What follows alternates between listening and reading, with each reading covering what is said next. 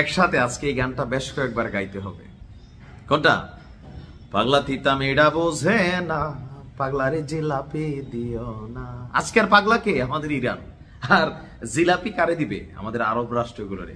আমি তো মনে করি প্রতিদিন 2-4 প্যাকেট করে জিলাপি দেওয়া দরকার। ঝুঁকেঙ্গা নেই সালাম না, মানে চেনটা দেখা যায় না তো, মাঝে মাঝে দেখাই আর কি, নতুন কিনছি। যাই হোক, ঘটনার প্রেক্ষাপট হচ্ছে আমাদের ইরানের বিরুদ্ধে আরব রাষ্ট্রগুলোর যে গোপন ষড়যন্ত্র, ইরানের বিরুদ্ধে আরব রাষ্ট্রগুলো নিজেদের ঘাঁটিতে যে মার্কিন গোষ্ঠীগুলোকে লালন পালন করছে নিজেদের টাকা দিয়া, সেই গোষ্ঠীগুলো যখন ইরানের বিরুদ্ধে অভিযান চালালো, সৌদি বলতেছে না ভাই, করলো খবিস ইরান, এরা শিয়া, আমরা সুন্নি, আমরা বেস্ট।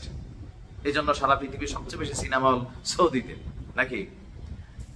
বাহরাইন নীরব, কুয়েত নীরব, সবগুলা তলে তলে প্রস্তাব দেখো, শোনো আমেরিকার সাথে বাড়াবাড়ি করো না। ইসরায়েল যেমন মাইন্ড হেলাও, এদেরকে আমেরিকা একটা মন্ত্র পাঠ করাইছে।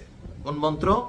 ইরান যদি শক্তিশালী হয় বাবা, দেখবে একদিন তোমাদের সবাইকে এরা দখল করে ফেলবে। এখন এই যখন পরিস্থিতি, ইরানের সশস্ত্র বাহিনীর নতুন প্রধান আব্দুল রহিম মোসাবি তিনি এক বিবৃতি দিয়েছেন। তিনি বলছেন যে অপরাধী যুক্তরাষ্ট্র এবং তার অপরাধী সন্তানদের জানা উচিত। ওয়ার্ডের ডায়লগ, হ্যাঁ? অপরাধী যুক্তরাষ্ট্র এবং তার অপরাধী সন্তানদের জানা উচিত ইসরায়েল নামের তাদের যে অবৈধ বাচ্চা আছে, এর পাশাপাশি ইসলামের যোদ্ধারা যারা মার্কিন স্বার্থ এবং সেনাবাহিনীর বিরুদ্ধে যে কোনো পদক্ষেপ নিতে প্রস্তুত, আমরা কখনোই পিছুপা হব না। শুধু ইসরায়েল নয়, মধ্যপ্রাচ্য জুড়ে থাকা যে কোনো মার্কিন সামরিক ঘাঁটিকে ইরান বৈধ টার্গেট বলে মনে করে। তবে এই কি বলা হয় যে অভিযানগুলো কোনো আরব রাষ্ট্রের বিরুদ্ধে না, তবে যে সকল রাষ্ট্র ইরানকে শেষ করার জন্য তাদের ভূমিকে আমেরিকা অথবা ইরানের শত্রুদেরকে ব্যবহার করতে দিচ্ছে, তাদের বিরুদ্ধেও ব্যবস্থা নেওয়া হবে। তবে বিষয়টি হবে শুধুমাত্র মার্কিন সামরিক ঘাঁটি, আর টার্গেটের মধ্যে ইসরায়েল থেকে শুরু করে মধ্যপ্রাচ্য জুড়ে থাকা যেই কি বলা যে সামরিক ঘাঁটিগুলো আছে, এর মাঝখানে আপনারা জানেন 12 থেকে 14টা আরব রাষ্ট্রে কিন্তু এই ঘাঁটিগুলো আছে। ইরানের কৌশলগত প্রতিক্রিয়ার অংশ হিসাবে ইরান বলছে যে সাময়িক যুদ্ধবিরতি এক জিনিস, কিন্তু যদি কোনো মিত্র শক্তি অথবা আরব শক্তি ইরানের বিরুদ্ধে বা পশ্চিমাদের পক্ষে তাদের জমিনকে বা ভূমিকে ব্যবহার করতে দেয়, আর এ থেকে ইরান কোনো ক্ষতিগ্রস্ত হয়, তাহলে তাদের পরিণতি হবে আপনার কাতারের মতো। আলোচনায় কেন কুয়েতের নাম?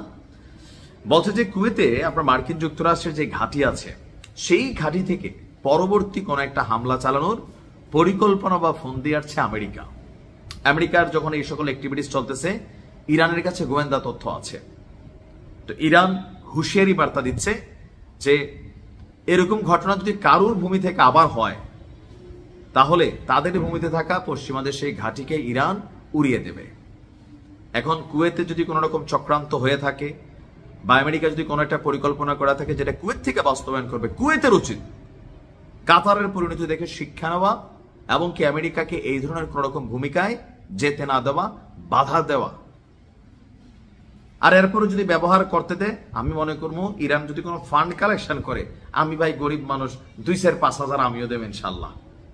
কাতারি টাতারি এগুলারে ধরার লাগে আর কি, মানে যা আছে আমার মনে হচ্ছে আমার মতন অনেকে দিবেন নাকি। আমার ধারণা আমি যদি একটা ভিডিও করি ইরানের জন্য ফান্ড কালেকশনের লেগা, 2-4 কোটি টাকা একটা ভিডিওতে উঠবো ইনশাল্লাহ, নাকি? মানে কারা কত দিবেন একটু কমেন্টে লেখেন, আমার আইডিয়া ঠিক কিনা সেটাও দেখি। ভালো থাকুন, আসসালামু আলাইকুম।